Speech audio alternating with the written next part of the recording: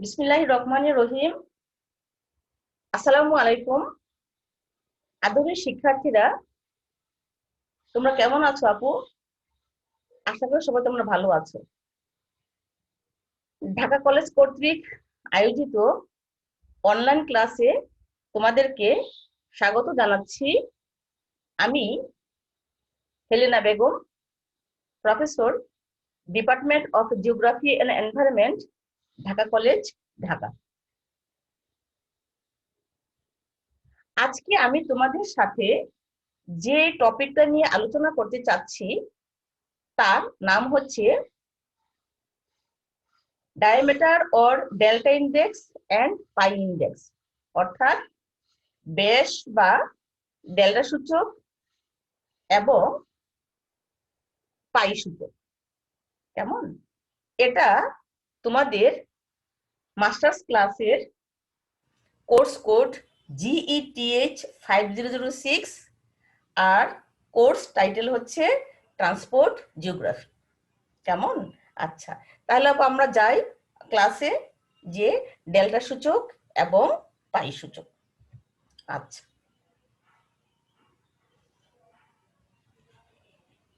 ব্যাস বা ডেল্টা সূচক পরিবহন জালির বিস্তৃতি পরিমাপের একটি সহজ পদ্ধতি। বিস্তৃতি কি আপু? একটা পরিবহন জালি কতটুকু ছড়ানো অবস্থায় আছে। কেমন? তাহলে একটা পরিবহন জালি কতটুকু ছড়িয়ে আছে সেটা পরিমাপের একটা সহজ পদ্ধতি হচ্ছে ডেল্টা। কেমন? ডেল্টা পদ্ধতি। ব্যাস দ্বারা কোনো গ্রাফের সবচেয়ে দূরবর্তী দুটি গ্রন্থির মধ্যে ন্যূনতম পথে লিঙ্ক বা প্রান্তের সংখ্যা প্রকাশ করা হয়। বানানটা ভুল আছে, সংখ্যা হয়ে গেছে, সংখ্যা প্রকাশ করা হয় সূত্রের সাহায্যে। কি বলছে আপু কথাটা? ব্যাস দ্বারা কোনো গ্রাফের সবচেয়ে দূরবর্তী দুটো গ্রন্থির মধ্যে ন্যূনতম পথে লিঙ্ক বা প্রান্তের সংখ্যা প্রকাশ করা হয়। তো আপু আমরা জানি কি যে পরিবহন জালিতে কি কি থাকবে? গ্রন্থি থাকবে, পথ থাকবে, কেমন মিনিমাম, তাই না? এবং অঞ্চল থাকবে। তাহলে গ্রন্থি, পথ এবং অঞ্চল হচ্ছে কোন একটা পরিবহন জালির উপাদান। কেমন? তাহলে কোন একটা পরিবহন জালির সবচেয়ে দূরবর্তী গ্রন্থি দুটোর মধ্যে, তাহলে যে সবচেয়ে দূরবর্তীতে যে দুটি গ্রন্থি অবস্থিত এদের মধ্যে কতটি পথ আছে সেটা বের করা হয় এই ডেল্টা সূচকের মাধ্যমে। আমি আবারও বলছি, একটা পরিবহন জালিতে গ্রন্থি থাকবে, একাধিক গ্রন্থি থাকবে, অনেক গ্রন্থি থাকবে এবং অনেকগুলো পথ থাকবে এবং অঞ্চলও থাকতে পারে। তাহলে ডেল্টা সূচক হচ্ছে একটি পরিবহন জালির সবচেয়ে দূরবর্তী যে দুটো গ্রন্থি অবস্থিত এদের মধ্যে ন্যূনতম কয়টি পথ রয়েছে সেটাই প্রকাশ করা হয় ডেল্টা সূচকের মাধ্যমে। আমি আবারও বলছি, কোন একটা পরিবহন জালির সবচেয়ে দূরবর্তী স্থানে অবস্থিত যে দুটো গ্রন্থি, এ দুটো গ্রন্থির মধ্যে ন্যূনতম কয়টি পথ বর্তমান, এ পথের সংখ্যাই নির্দেশ করে ডেল্টা সূচকের মাধ্যমে। ক্লিয়ার? আচ্ছা, এখন সূত্রটা হচ্ছে যে D is equal to maximum DIJ. তাহলে এখানে ম্যাক্সিমাম হচ্ছে যে কতটি পথের সংখ্যা, হ্যাঁ, এখানে ডিআইজে ন্যূনতম পথে দূরতম আই ও জে গ্রন্থির মধ্যে পথের সংখ্যা, যেটা আমি আগে বলছিলাম। তাহলে ডি আই জে হচ্ছে ন্যূনতম পথে দূরতম আই এবং জে গ্রন্থির মধ্যে পথের সংখ্যা। তাহলে আমরা একটু চিত্রটা দেখি, দেখো আপু কি বলছে। ধরো এইটা হচ্ছে একটা গ্রাফ। কেমন? তাহলে এইটা হচ্ছে একটা গ্রাফ, এটা হচ্ছে আরেকটা আলাদা গ্রাফ। কেমন? তাহলে এই গ্রাফের এইটুকু হচ্ছে তার বিস্তৃতি। কেমন? এটা পরিবহন জালি, তাই তো? এটা হচ্ছে পরিবহন জালি আর এইটা একটা পরিবহন জালি, তাহলে এইটা হচ্ছে তার বিস্তৃতি। ক্লিয়ার? আচ্ছা, এখন দেখো আপু, আমরা যদি প্রথম চিত্রটা খেয়াল করি, আমি কিন্তু সবগুলি হচ্ছে আমার গ্রন্থি, তাহলে ক, খ, গ, ঘ, উ, চ, ছ, বর্গীয় জ, ঝ, ইয়, ট, ঠ, এই কতগুলো গ্রন্থি আছে, কেমন? আর এগুলো হচ্ছে তার পথ, গ্রন্থিদ্বয়ের মধ্যে হচ্ছে পথ বা লিং, পথ, পথ, পথ, পথ, পথ, পথ, পথ, পথ, পথ বা লিং, পথ, পথ, কেমন? এগুলি আমাদের এর মধ্যে আছে। এখন আমরা খেয়াল করি আপু, দেখো যে এ পরিবহন জালিটার মধ্যে দেখো যে দূরতম গ্রন্থি, আমি ধরে নিচ্ছি, দেখো যে খ এবং ছ, এ দুটো গ্রন্থি হচ্ছে দূরতম গ্রন্থি। খেয়াল করতে হবে এদের মধ্যবর্তী দূরত্ব কিন্তু, মানে যেতে, এই গ্রন্থি থেকে পথ বরাবর যেতে ওই হিসাব করে ছ থেকে খতে যাওয়া, অর্থাৎ দূরতম গ্রন্থি হচ্ছে খ এবং ছ, কেমন? তাহলে ধরো আমরা এখান থেকে যেতে পারি, যেমন বর্গীয় জ থেকে আমরা গতে যেতে পারি, ঘ থেকে খতে যেতে পারি, উ থেকে খতে যেতে পারি, চ থেকে কতে যেতে পারি, কিন্তু দূরতম গ্রন্থি কিন্তু গ্রাফ অনুযায়ী দেখতে পাচ্ছি আমরা ছ থেকে খতে যাওয়া বা খ থেকে ছতে আসা, কেমন? আচ্ছা, এখন দেখো আপু যে আমি ছ থেকে খতে ন্যূনতম পথে এখান থেকে এখানে হয়ে, এখানে হয়ে, এখানে হয়ে এভাবে যেতে পারি, অথবা ছ থেকে ট হয়ে, ঝ হয়ে, ইও হয়ে খতে যেতে পারি, কেমন?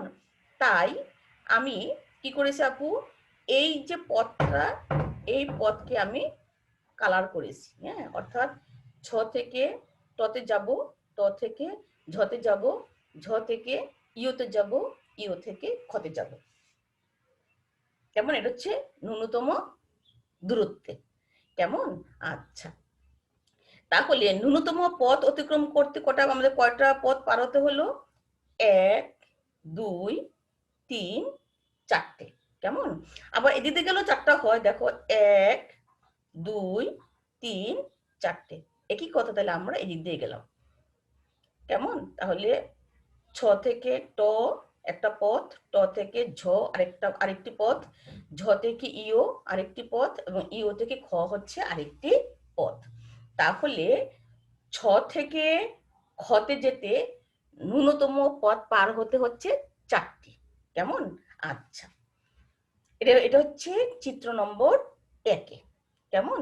এখন আমরা চিত্র নম্বর 2 খেয়াল করি একটু, দেখো এই চিত্রে মানে বিভিন্ন যে কোনো গ্রন্থি থেকে অন্য যে কোনো গ্রন্থিতে যাওয়া যাচ্ছে, তাহলে দূরতম গ্রন্থি কোনটা, কার সাথে কোনটা আপু? ক এর সাথে ঘ এরটা, তাই তো? তাহলে ক থেকে খতেও যাওয়া যায় কিন্তু কাছে, আবার ক থেকে গতেও যাওয়া যায় কিন্তু কাছে, আবার গ থেকে খতেও যাওয়া যায়, হ্যাঁ, কিন্তু দূরতম না, দূরতম হচ্ছে এটা। তাহলে ক থেকে গ হচ্ছে দূরতম গ্রন্থি, অর্থাৎ এই পরিবহন জালির দূরতম গ্রন্থি দুটো হচ্ছে ক এবং ঘ।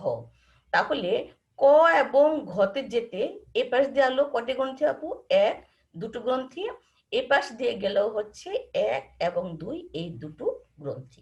তাহলে এই গ্রাফের বা এই পরিবহন জালির সর্বদূরত্বে যে দুটি গ্রন্থি অবস্থিত, এই গ্রন্থি দুটোতে যেতে, অর্থাৎ একটি থেকে অপরটিতে যেতে সর্বনিম্ন পার হতে হচ্ছে দুটো গ্রন্থি, কেমন?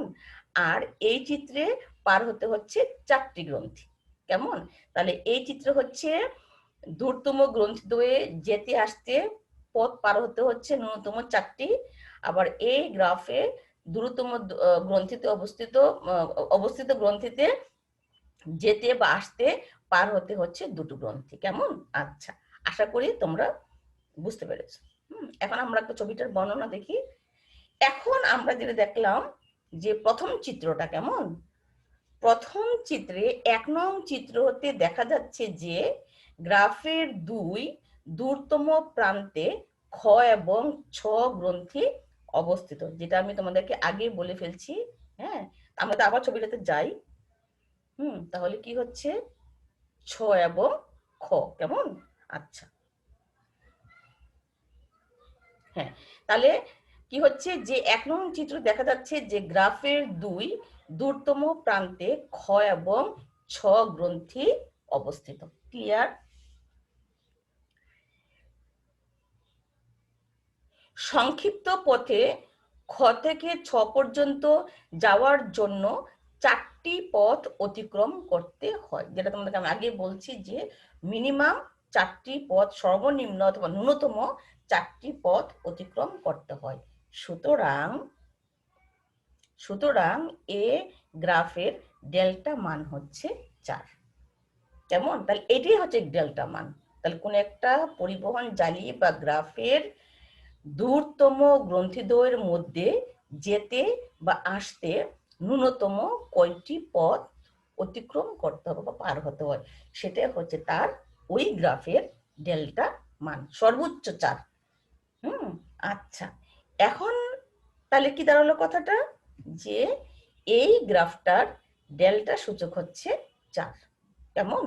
আচ্ছা, এখন আমরা যদি দ্বিতীয় ছবিটা বলি, 2 নং চিত্র হতে দেখা যাচ্ছে যে গ্রাফের দূরতম প্রান্তে ক এবং ঘ গ্রন্থি অবস্থিত।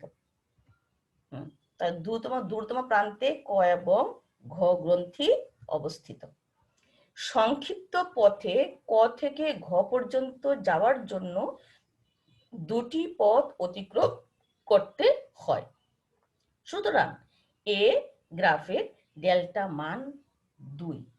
তাহলে কি কথা দাঁড়ালো আপু? আমরা আগে শেয়ার করেছি, কি শেয়ার করেছি, যে এই 1 নম্বর ছবির দূরতম গ্রন্থি দ্বয়ের মধ্যে যেতে বা আসতে ন্যূনতম পথে 4টি পথ অতিক্রম করতে হয়, তাই এ গ্রাফটার ডেল্টা মান হচ্ছে 4। কেমন? আচ্ছা, আর 2 নম্বর চিত্রে ক থেকে ঘতে আসতে, অর্থাৎ দূরবর্তী গ্রন্থিদ্বয়ের মধ্যে আসতে বা যেতে সর্বনিম্ন পথ অতিক্রম করতে হচ্ছে 1, 2, এই দুটো পথ। তাহলে এই গ্রাফের ডেল্টা মান হচ্ছে 2 এবং এ গ্রাফের ডেল্টা মান হচ্ছে 4। কেমন? আচ্ছা, এখন যদি আমরা কোন একটা গ্রাফের ডেল্টা মান বলে দিতে পারি, যে মানটা 4, 6, 2, 4, 10, 100 যেটাই হোক না কেন, ডেল্টা মান যত বেশি হবে তত পথ তাকে অতিক্রম করতে হচ্ছে, এই তো কথাটা। তাহলে যত বেশি পথ অতিক্রম করতে হয় তত বেশি জটিল এবং উন্নত পরিবহন জালি নির্দেশ করবে, তাই না? তাহলে তত বেশি পরিমাণ রাস্তা, রাস্তা এই পরিবহন জালিতে থাকবে। তাহলে যে পরিবহন জালিতে যত বেশি পরিমাণে রাস্তা থাকবে, সে পরিবহন জালি তত বেশি উন্নত হবে, অর্থাৎ ওই জায়গাটা পরিবহন ব্যবস্থা তত বেশি উন্নত থাকবে। এবং যত কম হবে তত কম উন্নত, অর্থাৎ যত রাস্তা কম তত হচ্ছে কম উন্নত, তাহলে ওই দেশের অর্থনীতিও তত কম উন্নত। তাহলে কি হলো কথাটা, যে কোন একটা পরিবহন জালির ডেল্টা মান দিয়ে কি প্রকাশ করে, ওই পরিবহন জালিটা তত অনেক জটিল এবং উন্নত পরিবহন ব্যবস্থার সাথে সাথে উন্নত অর্থনীতি, ওই দেশের উন্নত অর্থনীতিও প্রকাশ করে থাকে। কেমন? আচ্ছা,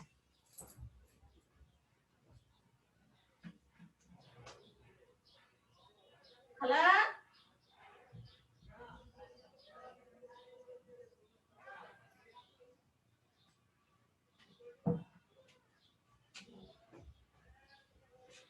থ্যাংক ইউ আপু। হ্যাঁ, তাহলে কি হলো, যে ডেল্টা মান দিয়ে কোন একটা দেশের পরিবহন জালির উন্নত পরিবহন জালি নির্দেশ করার সাথে সাথে উন্নত অর্থনীতিও প্রকাশ করে। আচ্ছা, এখন হচ্ছে পাই সূচক। পাই আবার এইটাও পরিবহন জালের বিস্তৃতির পরিমাপের একটা সূচক। সেটা হচ্ছে কি, দেখো, পাই। পরিবহন জালির বিস্তৃতি পরিমাপের অতি সূক্ষ্ম ও কার্যকর পদ্ধতি হিসাবে পাই সূচক বিশেষ গুরুত্বপূর্ণ। আগের মতো কেমন, পাই।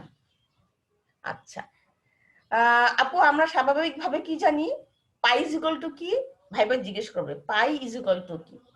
যে কোনো একটা বৃত্ত, যে কোনো একটা বৃত্তের পরিধিকে তার ব্যাস দিয়ে ভাগ করলে, অর্থাৎ কিন্তু অবশ্যই দৈর্ঘ্য, তাই না? তাহলে পরিধির দৈর্ঘ্যকে ব্যাস দিয়ে ভাগ করলে সব সময় একটা ধ্রুব মান পাওয়া যায়। কেমন? এই মানটা হচ্ছে 22/7 বা 3.14। তাহলে সবাই আমরা জানি এটা, হ্যাঁ, যে পাই ইজ ইকুয়াল টু ধ্রুব সংখ্যা। এবং এটা এটা পাওয়া যায় কিভাবে? যে কোনো একটা, যে কোনো আকৃতির, যে কোনো ব্যাসের, যে কোনো ব্যাসার্ধের, যে কোনো ব্যাসার্ধের, যে কোনো ব্যাসার্ধের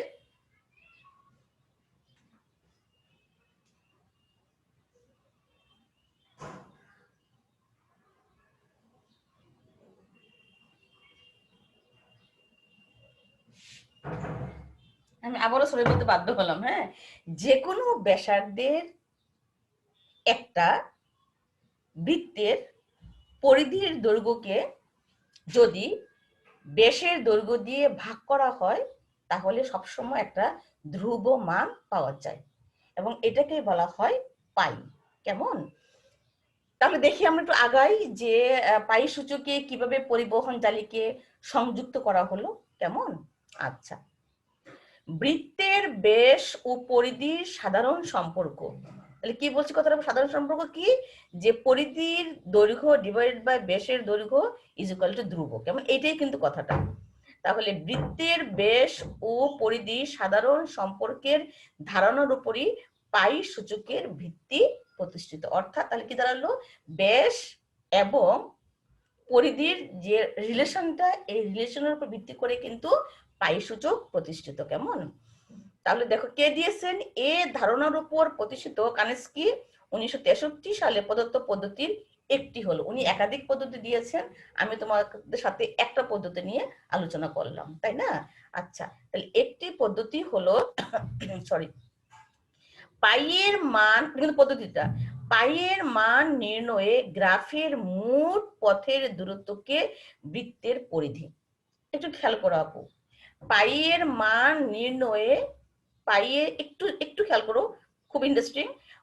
পাইয়ের মান নির্ণয়ে কিভাবে নির্ণয় করি আমরা? গ্রাফের মোট পথের দূরত্বকে বৃত্তের পরিধি। কথাটা কি দাঁড়ালো? গ্রাফের গ্রাফের গ্রাফের মোট পথের দূরত্বকে পরিধি। তাহলে এই গ্রাফের পরিধি কি হবে আপু? এই পথের দৈর্ঘ্য যোগ এই পথের দৈর্ঘ্য যোগ এই পথের দৈর্ঘ্য যোগ এই পথের দৈর্ঘ্য। তাহলে যখন আমি সবগুলি পথের দৈর্ঘ্য যোগ করব সেটা বেরোবে হচ্ছে এই গ্রাফের বৃত্তের পরিধি। অথবা যদি আমরা এই ছবিটা খেয়াল করি তাহলে কি করতে হবে? প্রত্যেকটা পথের দৈর্ঘ্য যদি একসাথে যোগ করা হয়, যোগ করলে হবে এই গ্রাফের, হ্যাঁ, তখন বৃত্ত কল্পনা করলে তাহলে এই গ্রাফের পরিধি। আমি ক্লিয়ার করতে পারলাম আপু?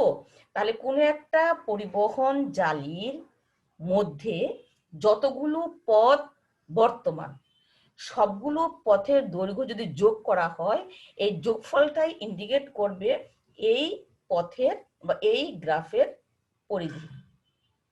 আমি আবারও বলছি, এটা একটু সহজ আছে, দেখো তুমি, যে এই গ্রাফের পরিধি হচ্ছে এই 4টা পথের দৈর্ঘ্য যোগ করলে হবে এই গ্রাফের বৃত্তের পরিধি। আর এই গ্রাফটাতে প্রত্যেকটা পথ, কয়টা পথ আছে আপু? 1 2 3 4 5 6 7 8 9 10 11 12। তাহলে এই 12টা পথের দৈর্ঘ্যকে যোগ করলে যে যোগফলটা হবে, এই যোগফলটাই হচ্ছে এই এই গ্রাফের বৃত্তের, মানে কাল্পনিক অবশ্যই বৃত্ত, অবশ্যই এই বৃত্তের হচ্ছে পরিধি। কেমন? আচ্ছা, তাহলে কি বলছি কথাটা, যে গ্রাফের মোট পথের দূরত্বকে বৃত্তের পরিধি এবং গ্রাফের ডেল্টা মানকে বৃত্তের ব্যাস স্বরূপ বিবেচনা করে তিনি পাই সূচক নিম্নলিখিতভাবে প্রকাশ করেছেন। তাহলে আপনার কি কথা হলো, যে ডেল্টা সূচক কেমন, তাহলে আমরা কি জানি আগে ছবিতে, তাহলে এগুলো হচ্ছে কি, এটা হচ্ছে সবগুলো পথের দৈর্ঘ্য হচ্ছে তার হচ্ছে পরিধি এবং পরিধি এবং ডেল্টা সূচক। তাহলে কত ডেল্টা সূচক কত আপু? 1 2, তাই না? তাহলে 2, তাহলে এই 2 হচ্ছে তার ব্যাস। কেমন? তাহলে সবগুলো পথের দৈর্ঘ্য তাহলে কত হবে, এই 4টা পথের দৈর্ঘ্যকে এই দুটো পথের দৈর্ঘ্য দিয়ে ভাগ করাটাই হচ্ছে কি পাই সূচকের সূত্র আর কি। কেমন? তাহলে এখানে কি হবে আপু, এই যে 12টা পথের দৈর্ঘ্যকে যোগ করে দূরতম পথের দৈর্ঘ্য তো 1 2 3, এই 4টে, তাহলে এই 4টে পথের দৈর্ঘ্য দিয়ে ভাগ করাটাই হচ্ছে পাই সূচক। আমরা আবার যাই ছবিতে, দেখো তাহলে আমি আবার একটু রিপিট করি, যে পাইয়ের মান নির্ণয়ে গ্রাফের মোট পথের দূরত্বকে বৃত্তের পরিধি এবং গ্রাফের ডেল্টা মানকে বৃত্তের ব্যাস স্বরূপ বিবেচনা করে তিনি পাই সূচক নিম্নলিখিতভাবে প্রকাশ করেছেন। তাহলে কি কথাটা কি দাঁড়ালো, পাই ইজ ইকুয়াল টু এটা হচ্ছে পাইয়ের চিহ্ন, তাহলে পাই ইজ ইকুয়াল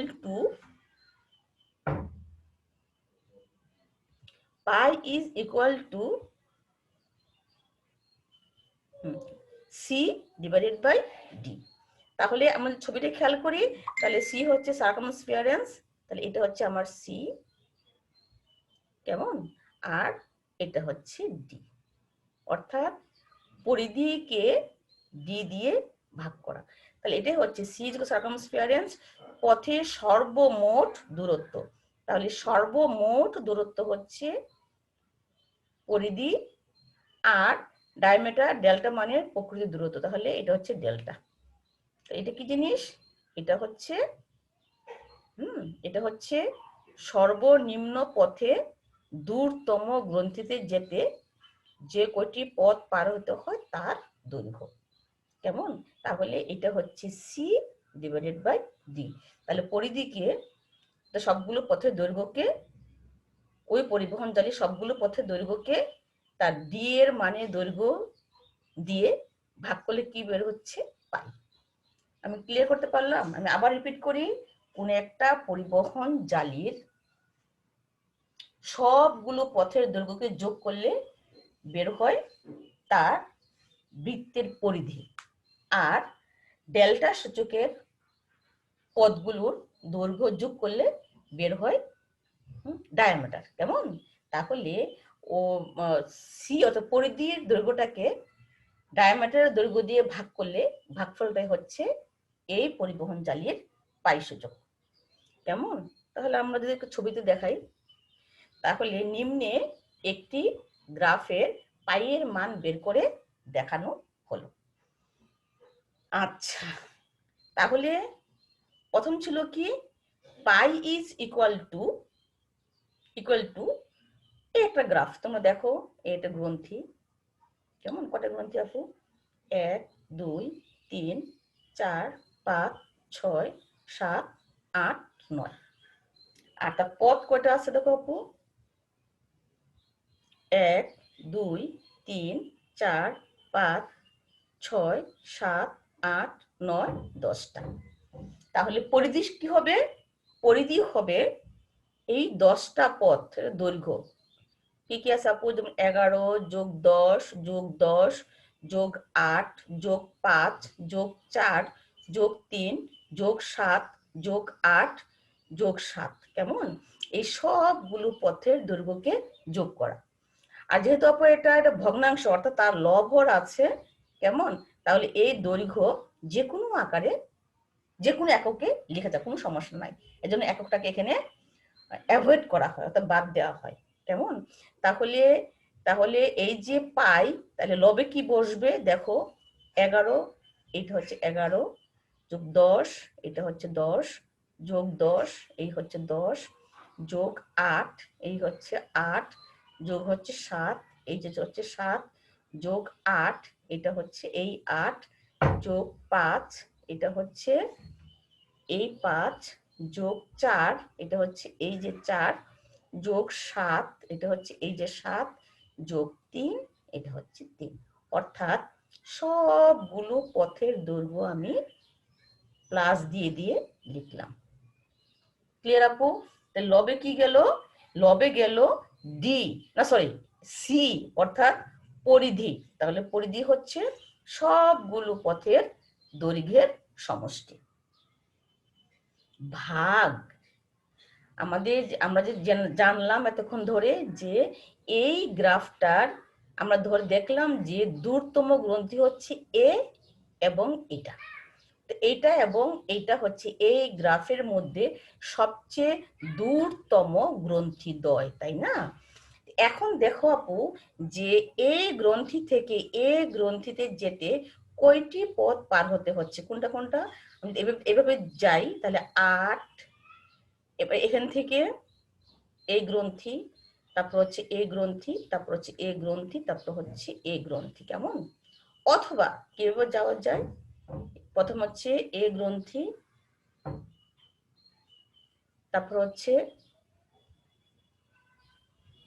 এখান থেকে এই গ্রন্থি, এখান থেকে হচ্ছে এই গ্রন্থি, এখান থেকে হচ্ছে এটা, এবং এখান থেকে হচ্ছে এটা, কেমন? যদি হয় তাহলে দেখো তো আপু, আমরা যদি এখান থেকে এভাবে যাই তাহলে গ্রন্থি কয়টা? 1 2 3 4 5টা গ্রন্থি, না 5টা পথ পার হতে হচ্ছে, তাই না? আমি আবার দেখাচ্ছি, দেখো 1 2 3 4 5টি পথ। আর এদিক থেকেও যাওয়া যায় 1 2 3টি পথ, কেমন? আচ্ছা, এখানে কিন্তু আপু দেখো খুব মজার একটা কথা, সরি, এখানে যদি তো আমি এদিকে যেতে পারি আমরা, হ্যাঁ, তাহলে এখানে কিন্তু 3টি পথ, কিন্তু কথাটা হলো এই 3টি পথ দিয়ে যেতে দূরত্ব কত? 8 যোগ 10 18 যোগ 10 28 আর যোগ 7 কত? 35। যদিও 27 10 10 20 যোগ 7 ইকুয়াল টু 27 একক দূরত্ব, তাই না? আচ্ছা, আর যদি আমরা এদিক দিয়ে যাই দেখো কত, এখানে 4টা পথ, কিন্তু কত? 8 যোগ 5, 8 5 হচ্ছে 13 যোগ 4 ইকুয়াল টু 17, 17 4 হচ্ছে 17 আর 7 হচ্ছে 24। তাহলে এদিকে হচ্ছে একটা পথ বেশি হওয়া সত্ত্বেও আমার পার হতে হচ্ছে 24 একক দূরত্ব, আর এদিকে পার হচ্ছে তোমার 27 একক দূরত্ব। তাহলে আমরা 27 24 হচ্ছে বড়, তাই আমরা 27কে বাদ দিয়ে এই পথটাকে অনুসরণ করব, তাই না? আচ্ছা, তাহলে এটা হচ্ছে 24।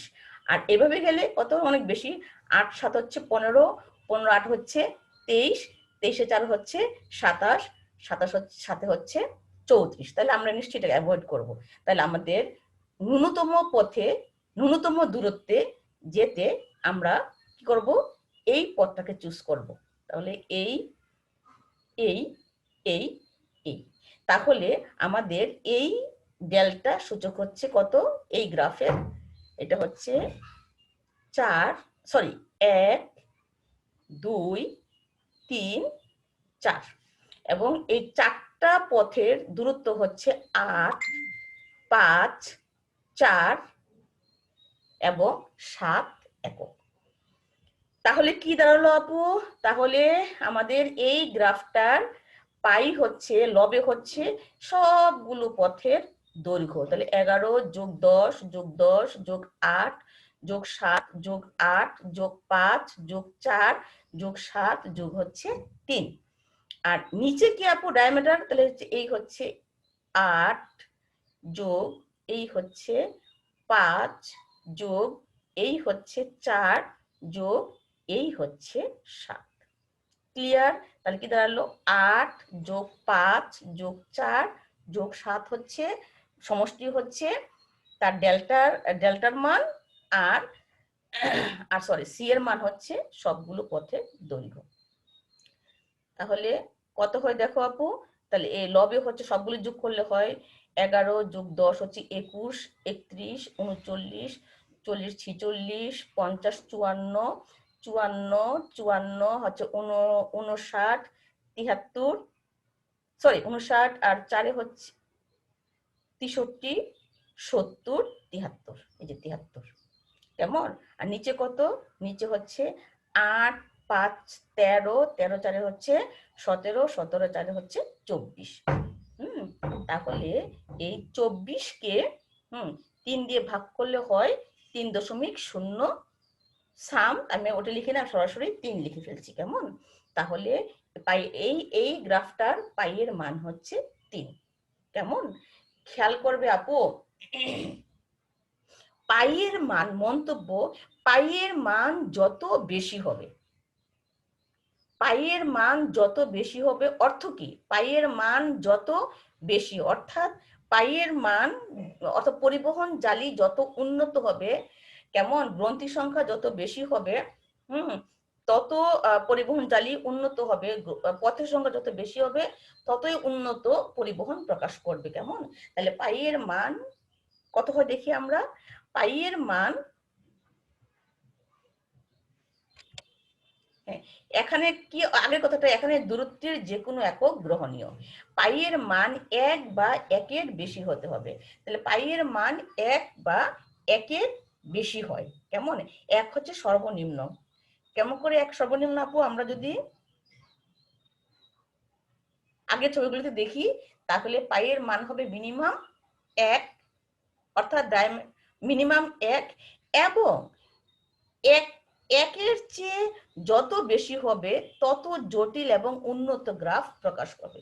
অর্থাৎ লবের মান, অর্থাৎ পথের মান যত বেশি হবে, পথের মান যত বেশি হবে, হ্যাঁ, তাহলে তো আমাদের পাইয়ের মানটা তত বেশি, অর্থাৎ পথের দৈর্ঘ্য যত বেশি, পথের দৈর্ঘ্য যত বেশি হবে,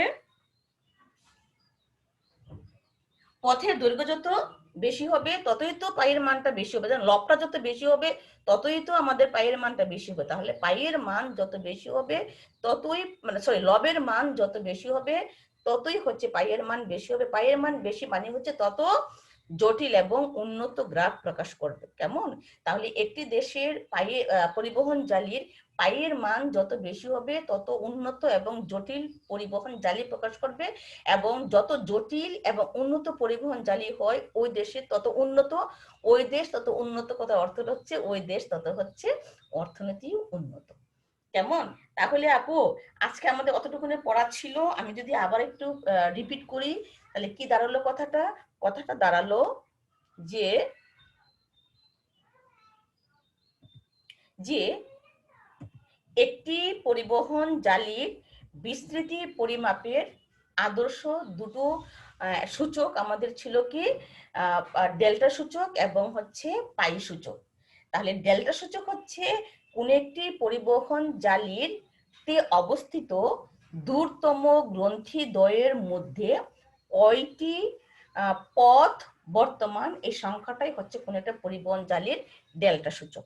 তাহলে এই যে আমাদের একটা পরিবহন জালি ছিল, তার দূরতম গ্রন্থি ধরে নিয়েছি আমরা 6, দেখাই যাচ্ছে 6 এবং খ। তাহলে 6 এবং খতে ন্যূনতম পথে যেতে আমাদের পথ পার হতে হচ্ছে 4টি।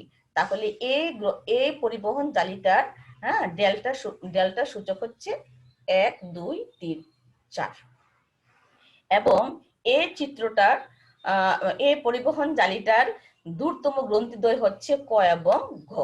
হ্যাঁ, তাহলে ক থেকে ঘতে যেতে ন্যূনতম পথ পার হতে হচ্ছে 2টো। তাহলে এই পরিবহন জালিটার ডেল্টা সূচক হচ্ছে 2, কেমন?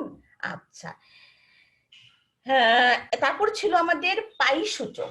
পাই সূচকটা আসছে মূলত পাই, যে আমাদের ধ্রুবমান ইউজ করি পাই থেকে, তাই না? তো পাইয়ের সংজ্ঞা হচ্ছে বা পাইয়ের ধারণা হচ্ছে যে কোনো একটা বৃত্তের, যে কোনো একটা বৃত্তের যে কোনো একটা ব্যাসের বৃত্তকে যদি বৃত্তের পরিধির দৈর্ঘ্যকে যদি ওই বৃত্তের ব্যাসের দৈর্ঘ্য দিয়ে ভাগ করা হয়, তাহলে সবসময় একটা ধ্রুব মান থাকে।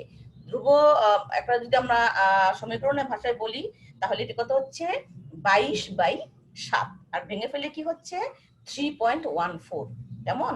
তাহলে যে কোনো বৃত্তের পরিধিকে যদি ব্যাসের মান দিয়ে ভাগ করা হয়, পরিধির মানকে যদি ওই বৃত্তের ব্যাসের মান দিয়ে ভাগ করা হয়, তাহলে সেটা হবে 22/7 বা 3.14।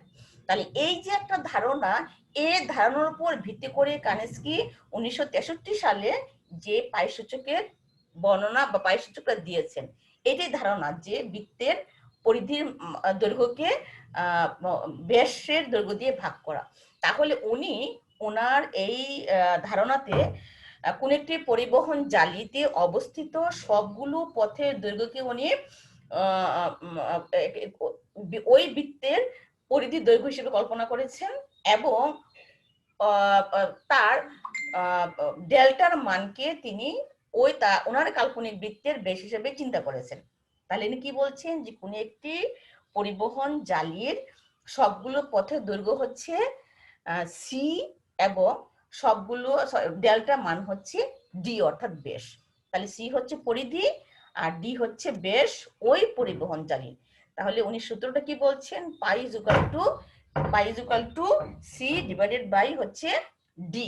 তাহলে এখানে সি হচ্ছে এই বৃত্তটার পরিধি আর ডি হচ্ছে তার ব্যাস।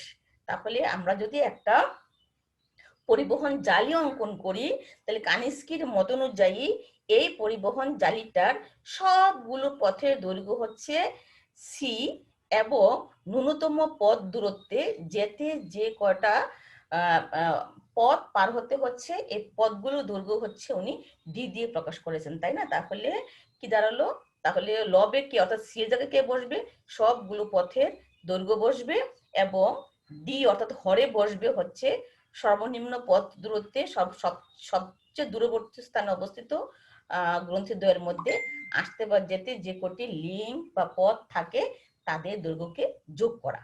কেমন? এবং যেহেতু এখানে লব হরের প্রশ্ন, হ্যাঁ, অর্থাৎ এটা সমীকরণ, তাই হচ্ছে কি সেখানে তখন যে কোনো একক এটা হচ্ছে গ্রহণীয়। কেমন?